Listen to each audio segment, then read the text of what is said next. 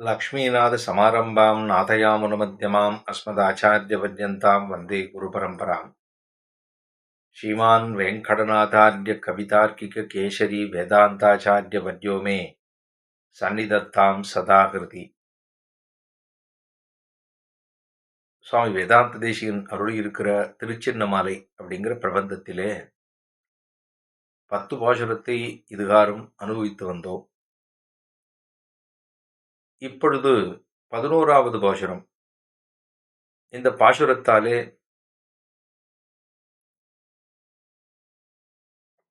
இந்த பிரபந்தத்தை சேவிப்பாருக்கு என்ன பலம்?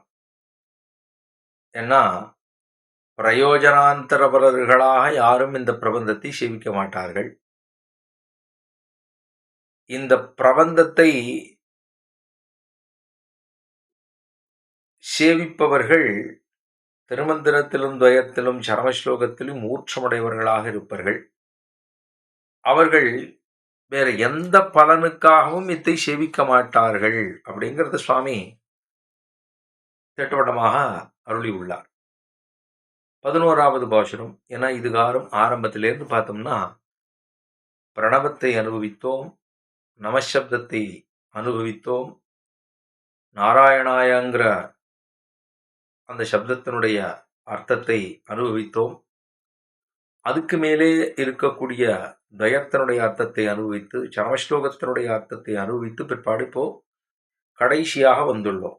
ஆக அற்ப பலனை விரும்பாதவர்களுக்கு இந்த பிரபந்தம் ரசிக்கும் அப்படின்னு சுவாமி சொல்லிட்டார்.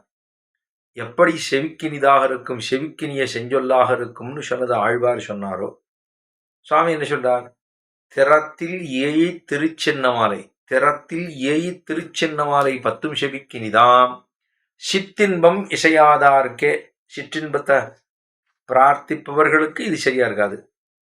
ஆக எது யாருக்கு சரியாக இருக்கும், நன்னாக இருக்கும்னால் பகவானை பகவானுக்காக திருமந்திரத்தை துவயத்தை சரமஸ்லோகத்தை அதுவாகவே இந்த திருச்சின்ன ஒலியை யாரெல்லாம் அனுபவிக்கிறார்களோ அவர்களுக்கு அதுவா இருக்குமே தவிர அற்ப பலன்களை எதிர்பார்ப்பவர்கள் இதை சொல்ல மாட்டார்கள், கேட்க மாட்டார்கள் சுவாமி முடிகிறார்.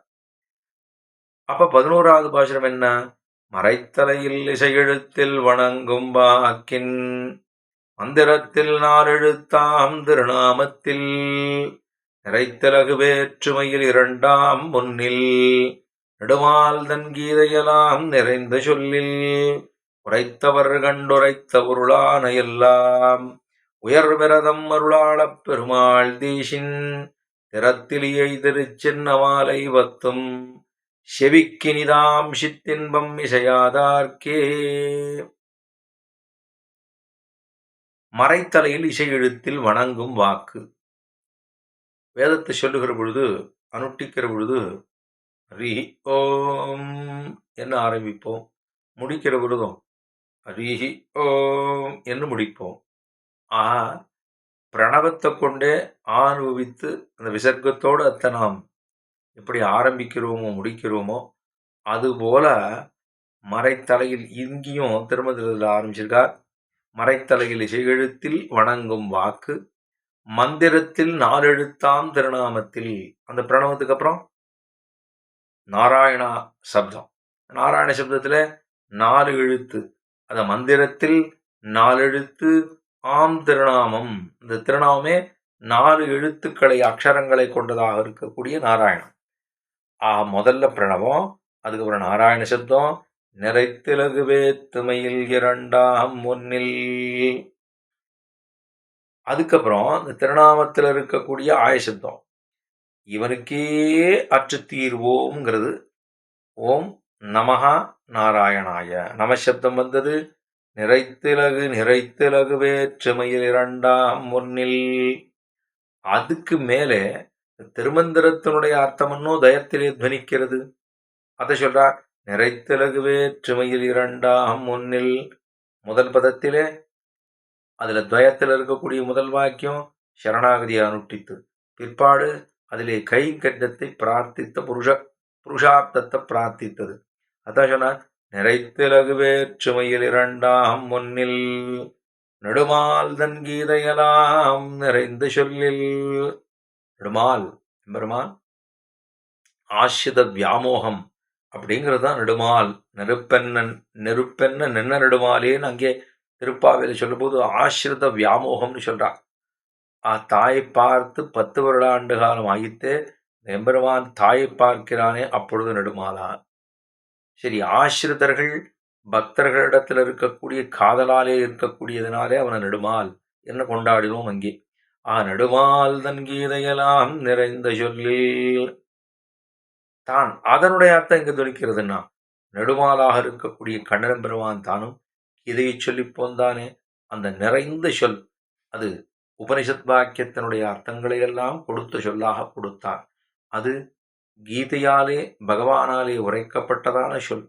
கீதை சொல்லில் நிறைந்த சொல்லில் உரைத்தவர் கண்டுரைத்த பொருளான எல்லாம். யார் கேட்டிருக்கா? இதை யார் சொல்லியிருக்கா? நான் உரைத்தவர் கண்டு இதை கண்ணன பெருமான் சொல்லியிருந்தாலும் அதை ஆரெல்லாம் நமக்கு உபதேசிக்கிறார்களோ அதுதான் முக்கியம். ஆச்சாரியர்களை கொண்டாடுகிறார் இந்த சொற்றொடராலே. சுவாமி உரைத்தவர் கண்டுரைத்த பொருளான எல்லாம். இதை யாரு சொல்றா? நமக்கு நன்னா திருமந்திரத்திலே ஊற்றமிருந்து, தயத்திலே ஊற்றமிருந்து, சரமஸ்லோகத்திலே ஊற்றமிருந்து, இதையெல்லாம் வல்லார்வாய் கேட்டு அறிந்தவர்களான ஆச்சாரியர்கள் அவர்கள் உரைத்த பொருளுக்கே அவர்களுக்கு தான் அது ஸ்புரிக்கிறது. அந்த அர்த்தங்களை உரைத்த பொருளான எல்லாம் அதை சொன்ன அர்த்தங்களை எல்லாத்தையும் உயர் விரதமருளாள பெருமாள் தேசின். அதை யார் மேல சொல்லியிருக்கான்னா, இதெல்லாம் அந்த திருச்சின்னமாலைங்கிறது சாமானியர்களுக்கு அது என்னவா இருக்கும்? சப்தமாக இருக்கலாம். ஆனா இப்படி ஆச்சாரியர்களா, அதாவது பகவான் சொன்ன அர்த்தங்களை கொண்டு திருமந்திரம் என்ன, தயம் என்ன, சரமஸ்லோகம் என்ன, இதையெல்லாம் அண்ணா அதிகரித்து கொண்டிருப்பவர்களுக்கு தான் எப்படி தோணுது? திருச்சின்னமாலை உயர் விரதமருளாள பெருமாள் தேசின் அவருக்கு அந்த ஸ்வரமாக நாதமாக அந்த இசையாக இருக்கே அந்த திருச்சின்னமாலை அவர்களுக்கு கேட்கும். சரி, திறத்திலேயே திருச்சின்னமாலை 10 இந்த 10 பாசுரங்களை இப்படி இருக்கக்கூடிய உயர்ந்த அர்த்தங்களை சப்தமாகவே கொண்டிருக்கக்கூடிய இந்த திருச்சின்னமாலை 10 பாசுரங்களை ஆரெல்லாம் சொல்லுகிறார்களோ அவர்கள் ஆறா இருக்கும் அப்படின்னா வேறொரு பலனை எதிர்பார்ப்பவர்களாக இரார்கள். அவ எப்படி இருப்பா? தாழ்ந்த பலனை எதிர்பார்த்து இந்த பிரபந்தத்தை ஒரு நாளும் சொல்லார் அப்படின்னு கடைசியா செவிக்கினிய செஞ்சொல்லாக இருக்கும். யாருக்குன்னா இதை நன்னா அபியசித்து ஊற்றம் உள்ளவர்கள், ஆச்சாரியர்களாக, பெரியவர்களாக அவர்கள் கேட்டுக்கொண்ட அர்த்தங்களை தானும் தரிப்பவர்களாக இருப்பார்கள் அப்படின்னு சொல்லி இந்த பாசுரத்தை தலை கட்டுகிறார் சுவாமி. இது ஆரம்பத்தில் சொன்னது போல திருச்சென்னம்னா பேரருளாள பெருமாள் சன்னதியிலே பெருமானுக்காக எழுப்பப்படுகிற ஓசை. அந்த ஓசையானது சுவாமி வேதாந்த தேசிகனுடைய அந்த திருச்செவிகளிலே பட்டது வெறும் ஓசையாக தெரியவில்லையே. அருளாள பெருமாளுக்கு இது இது எப்படி இருக்குன்னா அந்த உருவமாகவே அந்த ஓம்கார பிரணவமாகவே இருக்கக்கூடிய எம்பெருமானுடைய திருமந்திரம் என்ன, அதனுடைய அர்த்தமாக சொல்லப்பட்ட தயவாக்கியமார்த்தம் என்ன, அதனுடைய அர்த்தமாக சொல்லப்பட்ட சரமஸ்லோகார்த்தமாக என்ன, இப்படியாக இது அமைந்திருக்கிறதுன்னு சுவாமி தன்னுடைய திருவுள்ள கருத்தை இவ்விடத்தில் ஆச்சரியமாக வெளியிட்டிருந்தார். அதுதான் இதுகாரும் 10 நாளாக அனுபவித்தோம். அதில் சில தோஷங்கள் இருந்தால் அதை பொறுத்து கொள்ளுமாறு, அதெல்லாம் அடியனோடது. தோஷங்கள் இருந்ததுன்னா அடியனுடையது.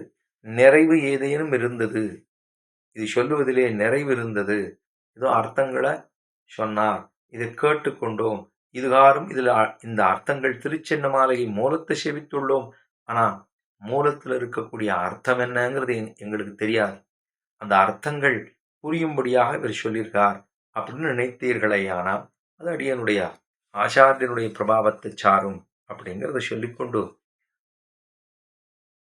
ஆழ்வார் எம்பெருமானார் ஜெய திருவடிகளுக்கு பல்லாண்டு பாடிக்கொண்டு சுவாமி வேதாந்த ஆச்சாரியருடைய திருவடிகளுக்கும் பல்லாண்டு பல்லாண்டு பல்லாண்டுன்னு பாடிக்கொண்டு கேட்ட ஸ்ரோதாக்கள் அத்தனை பேருடைய திருவடிகளுக்கும் பல்லாண்டு வாடி அமைகிறேன். ஸ்ரீமதே ரம்யஜாமாத் திருமுனீந்திராய மகாத்மனே ஸ்ரீரங்கவாசினே பூயாத் நித்யஸ்ரீர் நித்யமங்கலம்.